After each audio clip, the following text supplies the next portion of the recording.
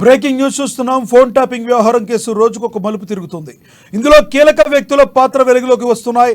తాజాగా ఈ కేసులో మరో కీలక పరిణామం చోటు చేసుకుంది. ముగ్గురికి పోలీసులు లుకౌట్ నోటీసులు జారీ చేశారు. అసెంబ్లీ మాజీ చీఫ్ ప్రభాకర్ రావుతో పాటు టాస్క్ ఫోర్స్ మాజీ డీసీపీ రాధాకిషన్ ఓ ఛానల్ ఎండీకి ఆదివారం నోటీసులు పంపించారు. ప్రణీత్ రావు అరెస్టుతో ఈ ముగ్గురు విదేశాలకు వెళ్లడంతో పోలీసులు లుకౌట్ నోటీసులు జారీ చేశారు.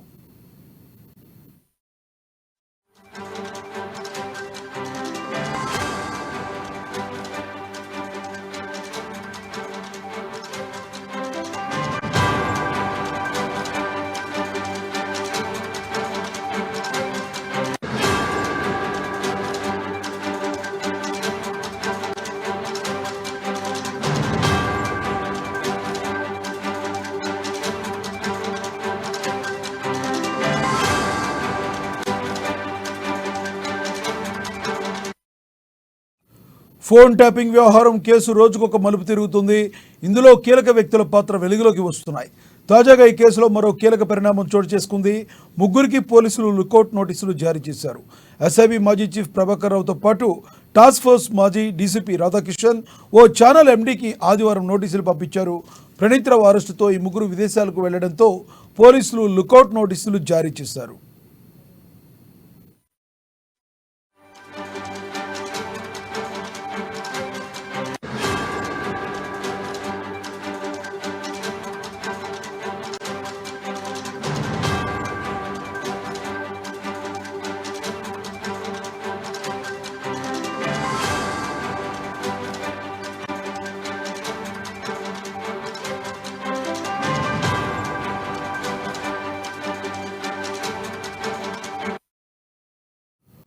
ఫోన్ ట్యాపింగ్ వ్యవహారం కేసు రోజుకొక మలుపు తిరుగుతుంది. ఇందులో కీలక వ్యక్తుల పాత్ర వెలుగులోకి వస్తున్నాయి.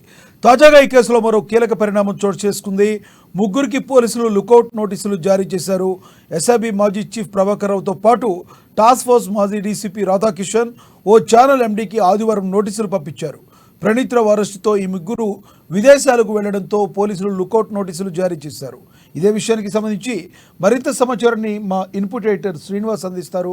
శ్రీనివాస్, చెప్పండి, ఈ లుకౌట్ నోటీసులు అందుకున్నారా? అసలు వీరు ఈ ప్రభాకర్ అండ్ మిగతా ఇద్దరు నిందితులు కూడా ఎక్కడికి వెళ్ళినట్టుగా సమాచారం ఉంది.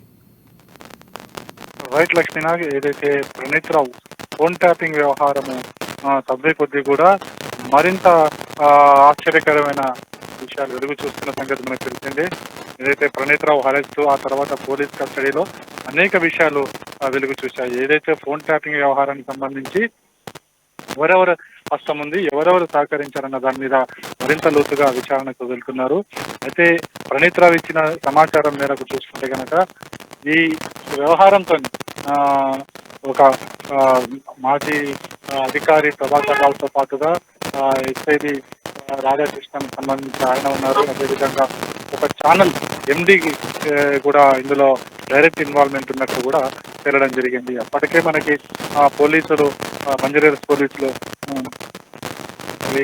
అధికారుల మీద వెళ్ళడం జరిగింది. కానీ ఇద్దరు అధికారులకు సంబంధించి చూసుకుంటే కనుక వాళ్ళు అమెరికా వెళ్ళిపోయినట్లు కూడా సమాచారం అందుకున్నారు. అదేవిధంగా ఛానల్ ఎండీకి సంబంధించి కార్యాలయంలో సోదాలు చేసి ఒక ల్యాప్టాప్ను, ట్యాబ్లను, అదేవిధంగా పెన్ డ్రైవ్లను కూడా స్వాధీనం చేసుకోవడం జరిగింది. అయితే వీరిని అరెస్ట్ చేసే క్రమంలో చూసుకుంటే కనుక వీళ్ళు ముగ్గురు కూడా విదేశాలకు పారిపోయినట్లు పోలీసులకు సమాచారం అందడంతో వాళ్ళు లుకౌట్ నోటీసులు జారీ చేయడం జరిగింది. లుకౌట్ నోటీసుల ప్రకారము ఏ దేశాల్లో ఉన్నప్పటికీ వారి సమాచారం మనకు అందుతుంది. వాళ్ళు నేరుగా వచ్చి లొంగిపోవడమా, లేకపోతే లాయర్ ద్వారా వచ్చి బెయిల్ కోసం అప్లై చేసుకుంటారో అనే అవకాశం కూడా ఉంటుంది. అయితే ఆ లోపు పోలీసులు వాళ్ళని అరెస్ట్ చేసే ప్రయత్నం కూడా చేయబోతున్నారు. రెగ్యులర్ గా చేసే ప్రయత్నమే అది. సో ఇప్పుడు ఈ లుకౌట్ నోటీస్ ముగ్గులకు జారీ చేయబడింది. ఆ తర్వాత ఒకవేళ వీళ్ళందరూ వచ్చి హైదరాబాద్ లో లొంగిపోతే వీళ్ళని మా అదుపులోకి తీసుకుని వీరిని కూడా విచారించే అవకాశం ఉంటుంది. లేకపోతే కనుక అరెస్ట్ చేసి మళ్ళీ వీళ్ళని కోర్టు ముందు ప్రవేశపెట్టి వాళ్ళని కూడా కస్టడీకి తీసుకుని మరింత సమాచారం రాబట్టే అవకాశం ఉంది. అయితే మొత్తానికైతే ప్రణీత్ రావు ఫోన్ ట్యాపింగ్ వ్యవహారము రోజు రోజుకు కీలక మలుపులు జరుగుతుంది. ప్రధానంగా దీని వెనుక ఎవరున్నారన్న దాని మీదనే ప్రధానంగా పోలీసులు దృష్టి సారిస్తున్నారు. ఈ ఎన్నికల సమయంలో ఇది బీఆర్ఎస్ పార్టీకి ఒక పెద్ద నష్టమే చేకూరుస్తుందని కూడా భావించవచ్చు. అయితే మొత్తానికి ఈ వ్యవహారాన్ని మరికొద్ది రోజుల్లోనే మొత్తం ఛేదించే అవకాశం లేకపోలేదు. ఎందుకంటే పోలీసులు చాలా ఫాస్ట్ గా ఈ కేసును ట్రాక్ చేసి నిందితుల్ని పట్టుకుని వారి నుంచి అసలు దీని వెనుకున్నది ఎవరు అనే వ్యక్తి పేరు కూడా బయట పెట్టే ప్రయత్నంలోనే మొత్తం ఈ వ్యవహారం ఉందంతా కూడా ముందుకు సాగుతుంది.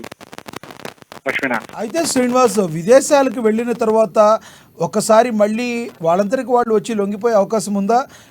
మన పోలీసులు మళ్ళీ అరెస్ట్ చేయడం ఇవన్నీ బాగా కాలం లేటుగా అయ్యే అవకాశం అయితే ఉంది కదా. ఎందుకంటే మనం అంతకుముందు కూడా చూసాం, విదేశాలు ఎవరైతే ఒక్కసారి వెళ్ళిపోయారో వాళ్ళని మన ప్రభుత్వం మళ్ళీ అరెస్ట్ చేయడం చాలా కష్టం కదా. మనకు విజయ మాల్యా దగ్గర నుంచి అందరికీ కూడా మనం ఎప్పటి నుంచో చూస్తున్నాం ఇవన్నీ.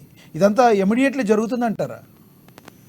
ఇంత ఈజీగా అని చెప్పలేము, అంత కష్టం అని కూడా చెప్పలేము. ఎందుకంటే ప్రభాకర్ రావు కావచ్చు, రాధాకృష్ణ కావచ్చు, లేకపోతే ఛానల్ సంబంధించిన ఎంపీ కావచ్చు, వాళ్ళు ఏ దేశంలో ఉన్నారో ఆల్రెడీ పోలీసులకు తెలుసు. అదేవిధంగా లుకౌట్ నోటీసులు జారీ చేయడం అంటే విదేశాలలో ఉన్న వ్యక్తులను డైరెక్ట్ గా వెళ్ళి పట్టుకోవడానికి వీలుండదు. సో ముందుగా లుకౌట్ నోటీసులు జారీ చేయాల్సి ఉంటుంది. ఆ లుకౌట్ నోటీస్ జారీ చేసినప్పుడు ఆ దేశమే స్పందించి వాళ్ళని అరెస్ట్ చేసి తీసుకొచ్చే అవకాశాలు ఉన్నాయి. లేదా పర్టికులర్ గా వ్యక్తులు ఇక్కడ ఉన్నారు అని తెలిసిన తర్వాత అక్కడున్న పోలీసులు మన పోలీస్ సమాచారం ఇచ్చి అరెస్ట్ చేసుకోమని చెప్పే అవకాశం కూడా ఉంది. సో మనకు ఉన్న దాని సోర్సెస్ బట్టి ఒకవేళ వాళ్ళు వచ్చి లొంగిపోతే దాన్ని పోలీసుల ముందు, కోర్టు ముందు ప్రవేశపెడతారు. లేదు లొంగిపోకపోతే ఇక్కడున్న పోలీసులు వెళ్ళి అరెస్ట్ చేసే అవకాశాలు కూడా స్పష్టంగా కనిపిస్తున్నాయి. లుకౌట్ నోటీస్ జారీ చేయడం అంటేనే అక్కడున్న పోలీసులని, ఇక్కడ పక్క ఏ దేశాల్లో అయితే ఉన్నారో ఆ దేశంలో ఉన్న పోలీసులని, అదేవిధంగా వారిని అలర్ట్ చేయడం అనమాట. ఈ నిందితులు దేశం పారిపోయి వచ్చారు, ఇక్కడ ఇలాంటి ఆరోపణలు ఉన్నాయి వారి మీద, సో వారిని అప్పగించండి అని చెప్పేసి నోటీసులు జారీ చేస్తుంటారు.